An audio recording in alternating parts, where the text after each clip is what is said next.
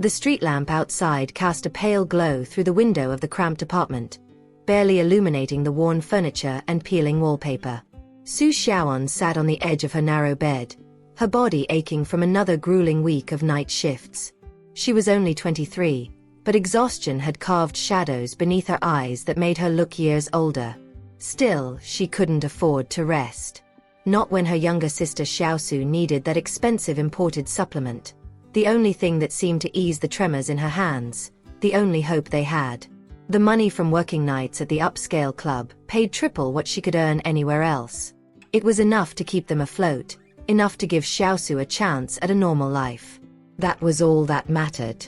Her phone buzzed, and she picked it up to hear her colleague Lu Mei's voice, shrill with excitement.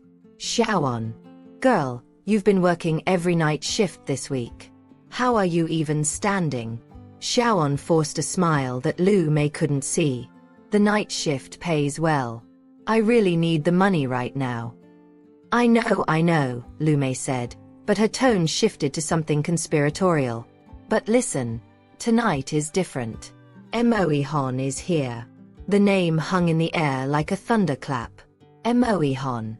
Everyone in Chongqing knew that name.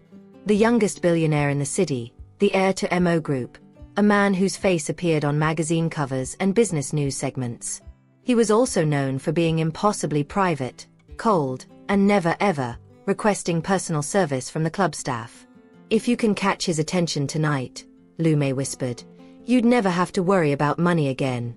Xiaoan's heart raced. She didn't believe in fairy tales, but she believed in opportunity. "I'll try," she said, her voice steadier than her trembling hands. 20 minutes later, she stood outside the VIP suite on the top floor, smoothing down her simple black dress. Through the heavy oak door, she could hear nothing. Her colleague had tried to stop her at the last moment, grabbing her arm with genuine concern. "Wait, Xiaoan, don't go in there. Mr. Mo doesn't like to be disturbed. He never asks for anyone." But Xiaoan had already made up her mind. She turned the handle and slipped inside. The suite was dimmed, bathed in shadows and an overwhelming fragrance that made her nose wrinkle. It was sweet and bitter at once, medicinal yet intoxicating. In the center of the room, slumped over an ornate desk, was a man in an expensive suit, his broad shoulders rising and falling with labored breaths. "Mr. Mo?" Her voice came out as barely a whisper. "Are you all right?" She moved closer, her nursing instincts from her brief time in medical school kicking in. His skin was pale, almost translucent, with beads of sweat rolling down his temples. His dark hair was disheveled, falling across a face that was undeniably handsome even in distress. "Mr. Mo, you have a fever. Let me get help." His hand shot out and grabbed her wrist with surprising strength. When he lifted his head, his eyes were unfocused, pupils dilated. His voice came out as a rough growl that sent shivers down her spine. "Not a fever. Poisoned." Xiaoan's breath caught. "Poisoned? We need to call an ambulance." "No time." His grip tightened, and she could feel the heat radiating from his skin. "That smell. Do you know what it is?" She breathed in carefully, her mind racing through the medicinal herbs her grandmother used to keep in their old village home. "It's Artemisia, mixed with something else. Something strong." His eyes focused on her for the first time, sharp despite the haze of whatever drug coursed through his veins. "You know herbs. My grandmother was a traditional healer. This scent, it's an aphrodisiac. A dangerous one." Horror crept into her voice as understanding dawned. "Someone drugged you." Moe Han's jaw clenched, muscles working beneath his skin. "Business dinner. Rival company. They thought they could compromise me." He pulled her closer, his other hand reaching up to cup her face. The gesture was almost gentle, at odds with the desperation in his voice. "I need your help. Be my antidote. I'll pay you. Whatever you need." Fear flooded through Xiaoan, cold and paralyzing. She tried to pull away, but his strength was overwhelming. "I can't. I'm not. First time." His voice had dropped to something raw, almost vulnerable. She nodded, unable to speak. "I'm sorry." And he sounded like he meant it, even as the drug stripped away his control. "But I'll make it right. I promise." What followed was a blur of sensation and confusion, pain and unexpected tenderness, fear and something else she couldn't name. Xiaoan closed her eyes and thought of Xiaosu, of the medicine her sister needed, of the reason she was here at all. This was just another sacrifice in a long line of sacrifices. When it was over, Moe Han seemed more himself, though exhaustion lined his features. He moved with deliberate care, as if afraid of frightening her further. From his wrist, he removed an expensive watch. She recognized the brand from magazine advertisements, and pressed it into her palm. "Don't work here anymore," he said quietly.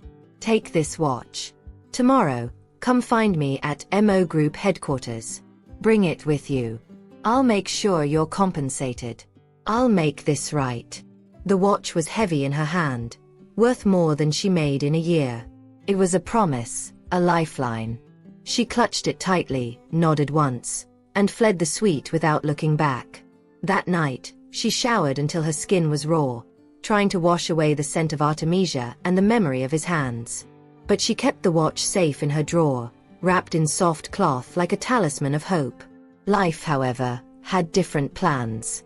10 months later, Xiaoan stood in her apartment doorway, staring at 2 police officers with mounting dread. "Are you Su Xiaoan?" The older officer checked his notepad. "We're from the Chongqing Police Department. You're being arrested for intentional assault." "Assault? I didn't assault anyone." Her voice rose in panic. They wouldn't listen. The handcuffs clicked around her wrists with a finality that made her knees weak. Her neighbor Mrs. Chen watched from across the hall, shaking her head in judgment. At the station, Xiaoan learned that her ex-boyfriend Zhao Hao had filed charges, claiming she'd attacked him in a jealous rage. It was absurd. She hadn't seen him in months, not since she'd walked in on him with another woman and ended their relationship. But he had evidence, photographs that looked damning, taken from angles that suggested violence where there had been none. The lawyer the state provided was overworked and dismissive. "The evidence is pretty clear," he said, barely looking at her file. "You should consider pleading guilty for a reduced sentence." "But I didn't do anything." He shrugged. "That's what everyone says." The trial was swift and brutal. Zhao Hao, with his expensive suit and practiced testimony, painted a picture of a woman scorned, unstable and dangerous. Xiaoan, exhausted and alone, couldn't afford to fight back. The judge sentenced her to 18 months. But the true devastation came during the mandatory medical examination at the Women's Detention Center. "Ms. Su," the doctor said, her expression neutral, "you're pregnant. Approximately 32 weeks. The room tilted. Xiaoan gripped the edge of the examination table, the paper crinkling beneath her fingers. "That's not possible." "It's very possible. You'll likely give birth before your sentence is complete." The baby was his. Moe Han's. The child conceived on that desperate night 10 months ago. She'd been so focused on survival, on Xiaosu's care, on the nightmare of her arrest, that she'd missed all the signs. 2 months later, in the prison medical ward, Xiaoan gave birth to a baby boy. He was small but healthy, with a shock of dark hair and eyes that seemed to look right through her. When they placed him on her chest, she felt something crack open inside her, a love so fierce and immediate that it hurt. "Hello, little one," she whispered, tears streaming down her face. "I'm your mama." But even as she held him, she knew the truth. She couldn't keep him here. A prison was no place for a baby, and her sentence had only just begun. When Xiaosu came to visit 3 days later, Xiaoan made the hardest decision of her life. Her sister looked well, healthier than she'd seen her in years, her hands steady as she reached for the baby. "He's beautiful," Xiaosu breathed, her eyes wide. "Xiaoan, he looks just like you." "Listen to me carefully," Xiaoan said, her voice urgent. She pulled out the watch from beneath her mattress, where she'd kept it hidden all these months. "This baby's father is Moe Han. The Moe Han, The billionaire. This watch is his. When you bring the baby to him, show him this. He'll know. He promised to take care of things, and he will. Xiaosu's expression flickered with something Xiaoan couldn't quite read. Moe Han? The richest man in Chongqing. Yes. Please, Xiaosu. Take our baby to his father. Make sure he's safe. Promise me. Her sister's hands trembled slightly as she took the child and the watch. I promise, sister. I'll take care of everything. Xiaoan watched them leave, her arms empty, her heart breaking. She told herself it was for the best. Moe Han had resources she could never provide. Their son would have everything he needed. She never imagined that promise would be broken. At MO Group headquarters, the receptionist looked up in surprise as a young woman carrying an infant approached her desk. I need to see Mr. Moe Han, Xiaosu said, her voice confident despite her racing heart. It's urgent. Do you have an appointment? I don't need an appointment. I'm here about his son. The words caused enough of a commotion that within minutes, Moe Han himself emerged from the executive elevator. He was even more imposing than Xiaosu had imagined. Tall, impeccably dressed, with sharp features and eyes that seemed to calculate everything in an instant. Who's looking for me? His voice was deep, commanding. Xiaosu stepped forward, clutching the baby. Up close, Moe Han was breathtakingly handsome. She felt her resolve solidify. This man represented everything she'd ever wanted. Wealth, power, security. I've come to bring you your child, she said. Moe Han's gaze dropped to the infant. His expression unreadable. This child looks rather ordinary. Why are you bringing him to me? Because he's yours. Xiaosu held up the watch, letting the light catch the distinctive engraving on the back. Do you remember this? Something shifted in Moe Han's face. He reached out and took the watch, turning it over in his hands. She watched as recognition dawned, followed by a complex mix of emotions she couldn't entirely decipher. You're the woman from that night, he said slowly. 10 months ago. This was the moment. Xiaosu had rehearsed this a dozen times on the way here. Yes. My name is Su Xiaoan. She used her sister's name without hesitation, a calculated theft. This is our son. If you don't believe me, we can do a paternity test. But Moe Han was already taking the baby from her arms, his touch surprisingly gentle as he examined the infant's features. The child gurgled, reaching up tiny fingers toward his face. The more I look at him, Moe Han said quietly, the more beautiful he becomes. He looked up at Xiaosu with new intensity. I've been searching for you. Do you know how many private investigators I hired to find the woman from that night? Xiaosu's heart soared. You were looking for me? I made a promise. His voice was firm. I told you I would make things right. You've given me an heir, something I'd thought impossible. You'll be my wife. Come home with me. Just like that, Xiaosu stepped into a life of luxury she'd only dreamed of. The Mo family mansion was a sprawling estate in the hills overlooking the city, with gardens that seemed to stretch forever and staff who bowed respectfully as she passed. Moe Han's grandmother, the family matriarch, welcomed her warmly once she saw the baby. Finally, a great-grandson, the old woman said, tears in her eyes. Our family line continues. Xiaosu settled into her role with ease, learning quickly how to navigate high society, how to dress for charity galas, how to smile at business partners she privately despised. She told herself her sister would understand. Xiaoan had always sacrificed for her. This was just one more sacrifice, one that would benefit them both in the end. The baby, whom Moe Han named Chenchen, thrived. Xiaosu learned to mimic maternal affection convincingly, though she felt little genuine connection to the child. He was a means to an end, a key to the life she deserved. Meanwhile, in the women's detention center, Xiaoan marked off the days on her cell wall, unaware of the betrayal taking place in the world beyond the bars. Moe Han found himself watching the new nanny more than he cared to admit. There was something familiar about her, something that tugged at the edges of his memory. The way she moved, graceful despite her obvious exhaustion. The scent of her, subtle, like artemisia and something uniquely her own. He'd smelled that scent before. On that night. Mr. M.O. Xiaoan looked up from where she was playing blocks with Chen on the nursery floor. Did you need something? What's your relationship with Xiaosu? He asked abruptly. She hesitated just a moment too long. We're from the same hometown. We grew up together. It wasn't quite a lie, but it wasn't the whole truth either. Moe Han had built an empire on reading people, and this woman was hiding something. You use artemisia, he said, moving closer. I can smell it.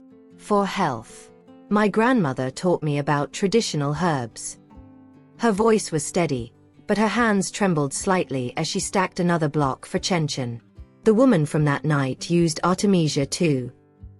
He crouched down beside her, watching her face carefully. She had the same scent you do. Xiaoan's breath caught. For a moment, their eyes met, and he saw recognition there, and pain so deep it made his chest ache. But before either could speak, Xiaosu swept into the nursery, her smile sharp. Darling, your grandmother wants to see you about the wedding preparations. The moment shattered. Moe Han's grandmother, Madame Mo, was a formidable woman in her 80s, sharp-minded and sharp-tongued. She'd built half the Mo fortune herself and wasn't about to let anyone forget it. This wedding, she announced one afternoon, won't happen until I know this girl is worthy of our family. Grandmother, Moe Han said patiently, we've discussed this. I'm having surgery next month, the old woman continued, ignoring him. Heart valve replacement. Very risky at my age. I won't die without knowing you're properly settled. I want the marriage consummated before the surgery. Moe Han sighed. Grandmother. Don't grandmother me. I'm serious. Prove to me this match is solid. Xiaosu, who'd been listening from the doorway, paled slightly. She and Moe Han had maintained separate bedrooms since she'd arrived, and while he was affectionate enough in public, he'd never pushed for more. The idea of actually sleeping with him both thrilled and terrified her. What if he realized she wasn't the woman from that night? That evening, Xiaosu asked Xiaoan to prepare a special herbal soup, one that would help calm nerves and promote relaxation. Xiaoan, suspecting nothing, carefully measured out the herbs her grandmother had taught her about. She didn't notice when Xiaosu added something extra to the pot after she'd left the kitchen. Moe Han drank the soup his fiancée prepared, tasting the familiar notes of traditional medicine. Within an hour, he felt strange, feverish, his thoughts scattered. He made his way to Xiaosu's room, but she'd conveniently disappeared, claiming a sudden headache and retreating to a guest room on the other side of the mansion. It was Xiaoan who found him, stumbling in the hallway. Mr. M.O. She rushed to his side, supporting his weight. What's wrong? The soup, he muttered. Something in it. Recognition dawned. The same symptoms, the same heat flooding his system. Someone drugged you again. We need to get you to a doctor. No time. His hand found her face, cupping her cheek with unexpected tenderness. It's you. You're the woman from that night. I know your scent. I know your touch. Mr. M.O., you're confused. Help me, he breathed. Please. Like before. And despite everything, the betrayal, the pain, the year of watching her sister steal her life, Xiaoan couldn't leave him like this. She helped him to his room, closed the door, and did what she'd done once before, offered herself as his antidote. This time was different. This time he was gentle, almost reverent, whispering her name like a prayer even as the drug pulled him under. And this time, when it was over, Xiaoan knew she was in even deeper trouble than before. She slipped away before dawn, her heart racing. But Moe Han had already begun to suspect the truth. The next morning, he summoned his head of security. I want you to investigate Su Xiaosu. Everything. Background, family, any criminal records. Sir. Just do it. The investigation took 3 days. When the report landed on Moe Han's desk, he read it twice, his expression growing darker with each page. Su Xiaosu had a sister. An identical twin, actually. Su Xiaoan. The real Su Xiaoan, who'd been imprisoned on false charges, who'd given birth in detention, who'd been released without a criminal record because the charges had been withdrawn. The DNA test he'd ordered on the nanny came back matching the sample from Chenchen. Not Xiaosu. Xiaoan. His son's real mother had been living under his roof as a servant while her sister played dress-up in her life. The rage that filled him was cold and calculating. He'd been deceived, manipulated. But more than that, Xiaoan had been wronged in ways that made his blood boil. He found Xiaosu in the garden, pruning roses with the gardener. "We need to talk," he said quietly. She looked up, smiling. "About the wedding? I've been thinking about the flowers. About your sister." Her face went white. "I know everything," Moe Han continued, his voice deadly calm. "The false imprisonment. The stolen identity. The fact that you're not Chinchen's mother. I can explain." "Explain what?" "How you stole your sister's child. How you let her rot in prison while you played house with her son. How you've been lying to me for over a year." Xiaosu's composure cracked. She couldn't give him this life. "I did what was best for Chenchen." "You did what was best for yourself." He turned away from her. "Pack your things. You have until tonight to leave my house. If you're not gone by then, I'll have security remove you." "You can't do this." Xiaosu's voice rose in panic. "I'm your fiancé. What about the wedding? What about your grandmother? The wedding is cancelled. As for my grandmother, I'll tell her the truth, that I'm marrying the real mother of my child." He found Xiaoan in the nursery, singing softly to Chenchen as she rocked him to sleep. She looked up when he entered, fear and hope warring in her expression. "I know everything," Moe Han said gently. "I'm so sorry for what you've been through." Tears spilled down her cheeks. "He's my son. Chenchen is my son. I know." He crossed the room and knelt beside her chair. "And I want to make this right. Marry me, Xiaoan. Not because of obligation or because of Chenchen. Marry me because I want to spend my life making up for the pain you've suffered. Marry me because when I close my eyes, it's your face I see. You don't have to. I want to." He took her hand, pressing it to his chest where his heart beat strong and steady. "That night 2 years ago, I thought I'd never find you again. And then you were here all along, caring for our son, enduring so much. You're the strongest person I've ever met. Let me be strong for you now." Xiaoan looked down at Chenchen, sleeping peacefully in her arms, then back at Moe Han. For the first time in years, she let herself hope. "Yes," she whispered. "Yes, I'll marry you." The next few months transformed Xiaoan's life in ways she'd never imagined. Moe Han's grandmother, once she learned the truth, embraced Xiaoan wholeheartedly. "Finally, an honest woman in this family," she declared. "And one who knows traditional medicine. You'll take care of me during my recovery." The surgery was successful, and Xiaoan spent weeks at the old woman's bedside, preparing herbal remedies and sharing stories from her grandmother's village. They formed a bond that went beyond duty, a genuine affection. Moe Han courted her properly this time, with flowers and dates and long conversations that stretched into the early morning. They talked about everything: his childhood as an only child with impossible expectations, her struggles to care for Xiaosu, the night that had changed everything. "I never forgot you," he confessed one evening as they watched Chenchen play in the garden.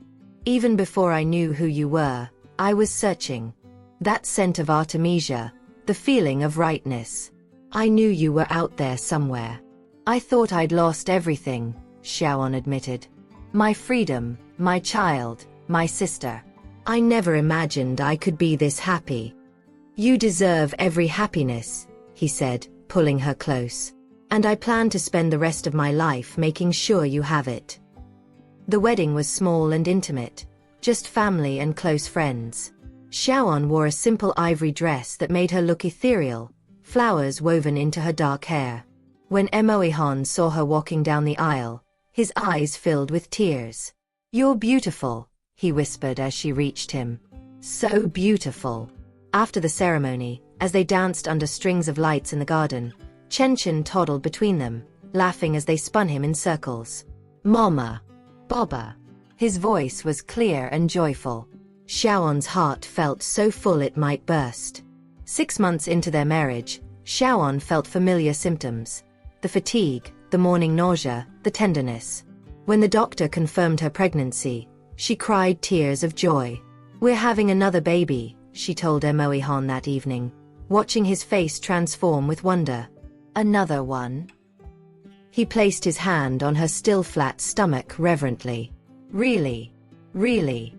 He kissed her softly, then deeper, his arms wrapping around her. "I promise to be there for everything this time. Every appointment, every milestone. I won't miss a moment." And he kept that promise.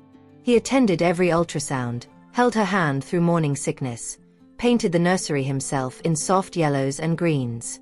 When she went into labor, he never left her side, coaching her through each contraction, wiping her brow, telling her how strong she was.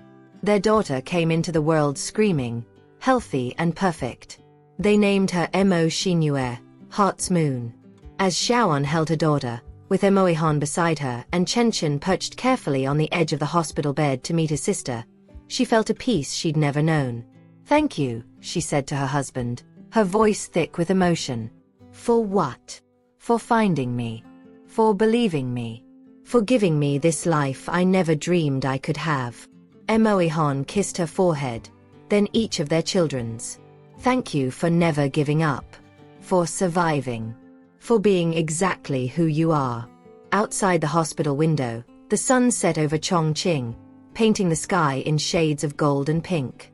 Somewhere in that vast city, Xiaosu was living her own life, one that no longer intersected with theirs. Xiaoan had heard she'd moved to another province, started over. She hoped her sister found peace eventually, found a happiness that didn't require stealing someone else's. But that was no longer her concern. Her focus was here, on this perfect moment. Her husband's hand in hers, her son chattering excitedly about being a big brother, her daughter sleeping peacefully against her chest. The story that began with the scent of artemisia and desperation had transformed into something beautiful. A family built on truth, on forgiveness, on love that had survived betrayal and emerged stronger. As Chen leaned in to kiss his baby sister's forehead, mimicking what he'd seen his father do, Xiaoan knew that all the pain had been worth it. Every sacrifice, every tear, every moment of doubt, all of it had led her here, home. Finally, impossibly, wonderfully home.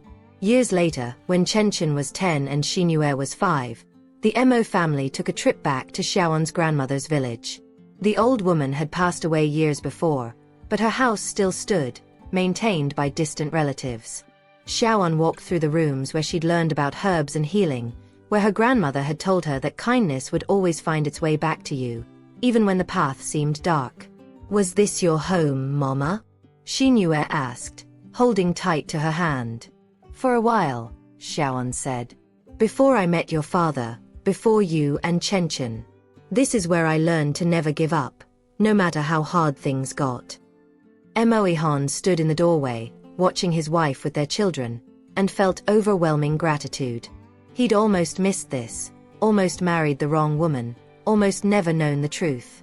But fate had intervened, bringing Xiaoan back to him again and again until he finally recognized what had been in front of him all along. That night, as they lay in bed at the village inn, Xiaoan turned to him with a soft smile.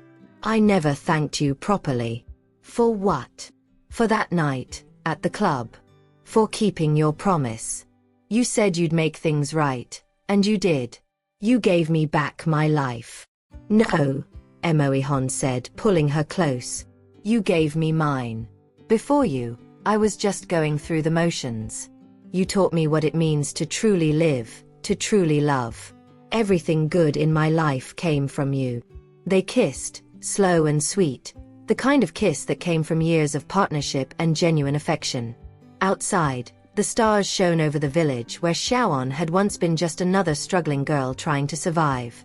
Now she was a beloved wife, a devoted mother, and a woman who'd learned that the darkest nights could lead to the brightest mornings.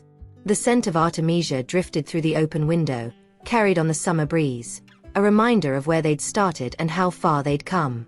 And in that moment, with her family sleeping peacefully around her and the man she loved holding her close, Su Xiaoan knew that she had everything she'd ever needed. She was home. She was loved. She was free. And that was the